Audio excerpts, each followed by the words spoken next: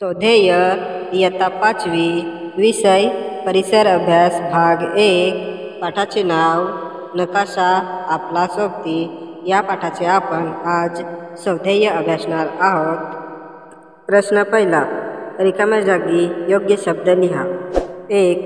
भूरचना नकाशा दाखवण्याची टिंबटिंब ही सर्वात आधुनिक पद्धत आहे। याचे उत्तर आहे भूरचना नकाशा दाखवण्याची उठावदर्श आराखडा ही सर्वात आधुनिक पद्धत आहे। 2. टिंबटिंब उंचीची ठिकाणे जोडणाऱ्या रेषेस समोच्च रेषा म्हणतात। ह्याचे उत्तर आहे समान उंचीची ठिकाणे जोडणाऱ्या रेषेस समोच्च रेषा म्हणतात। 3. टिंबटिंब या पद्धतीत कृत्रिम उपग्रहांनी पाठवलेल्या माहितीच्या आधारे नकाशे तयार केले जातात। ह्याचे उत्तर आहे उठावदर्शक आराखडा या पद्धतीत कृत्रिम उपग्रहांनी पाठवलेल्या माहितीच्या आधारे नकाशे तयार केले जातात। प्रश्न दुसरा, पुढील विधाने चूक की बरोबर ते लिहा। 1. पूर्वीच्या काळी युद्धामध्ये नकाशांचा वापर केला जात असे। मित्रांनो, हे विधान बरोबर आहे। 2. समोच्च रेषा पद्धतीने नकाशे काढण्याचे रंगछटाचा वापर केला जातो। मित्रांनो, हे विधान चुकीचे आहे। 3. समोच्च रेषामधील अंतर कमी असल्यास त्या ठिकाणाचा उतार मंद असतो। मित्रांनो, हे विधान चुकीचे आहे। 4. नकाशात जलभाग दाखवण्यासाठी निळा रंग वापरला जातो। मित्रांनो, हे विधान बरोबर आहे।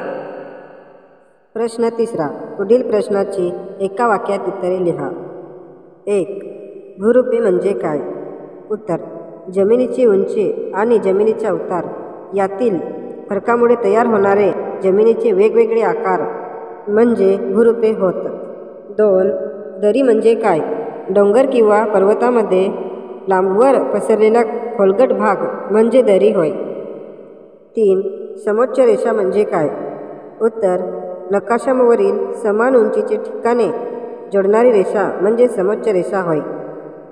4. सांकेतिक खुणा म्हणजे काय?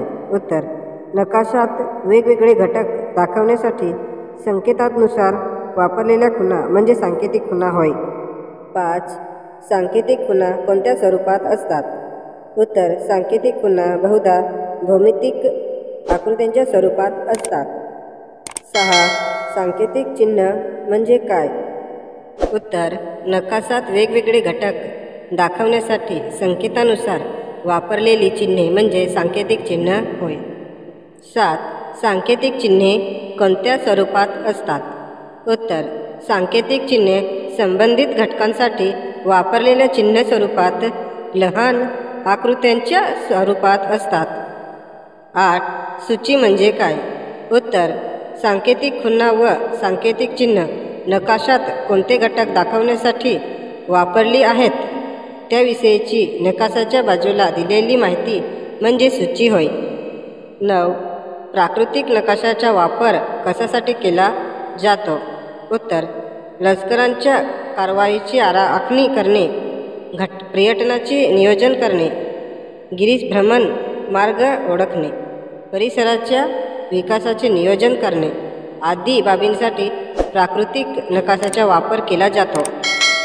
प्रश्न चौथा, पुढील प्रश्नाची थोडक्यात उत्तरे लिहा। 1. सांकेतिक खुणांची माहिती लिहा।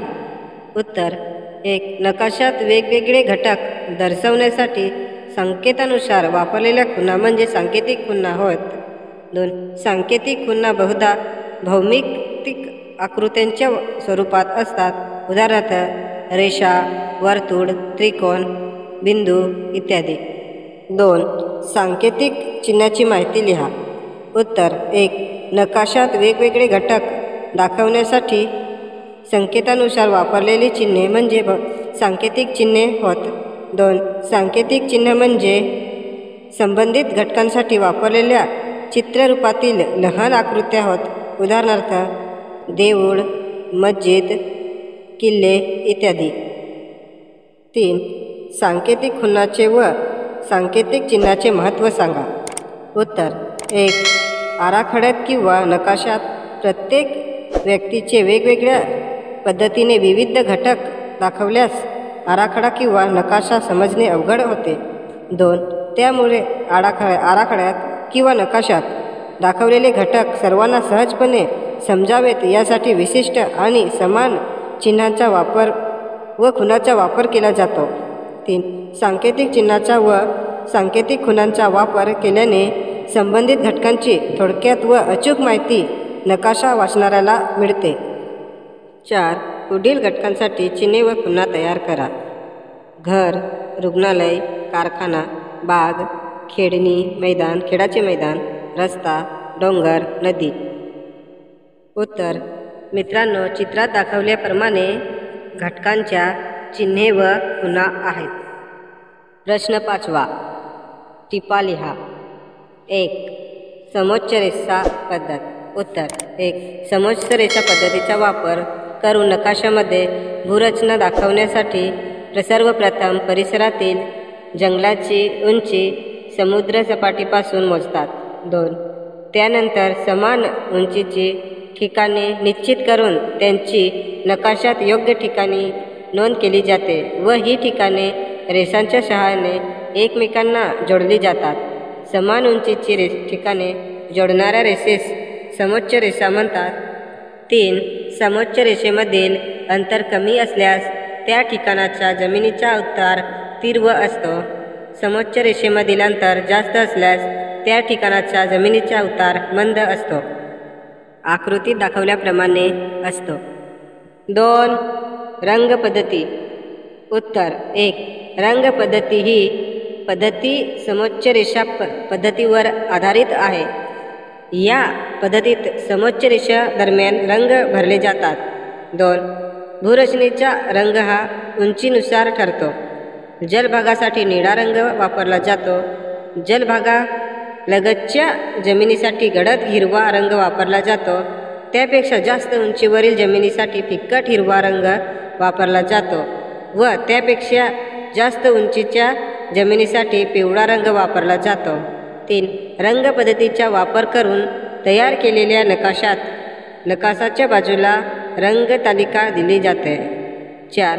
रंगतालिकेच्या निरीक्षणाने नकाशातील रंगसंगतीत होणाऱ्या फरक व त्यानुसार भूरचनेतील उंचीची फरक लक्षात येतो.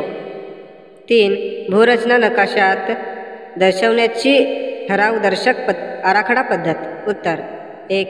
भूरचना नकाशात दर्शवण्याची ठरावदर्शक आराखडा ही सर्वात आधुनिक पद्धत आहे. या पद्धतीत कृत्रिम उपग्रहांनी पाठवलेल्या माहितीच्या सहाय्याने नकाशे काढले जातात. 2. या पद्धतीत वापर करून तयार केलेल्या नकाशामध्ये उंचीनुसार भूरचनेत होणारे बदल थेट दिसतात. 3. संगणकाच्या आधारे या नकाशावरील प्रत्येक बिंदू उंची पाहता येते. 4.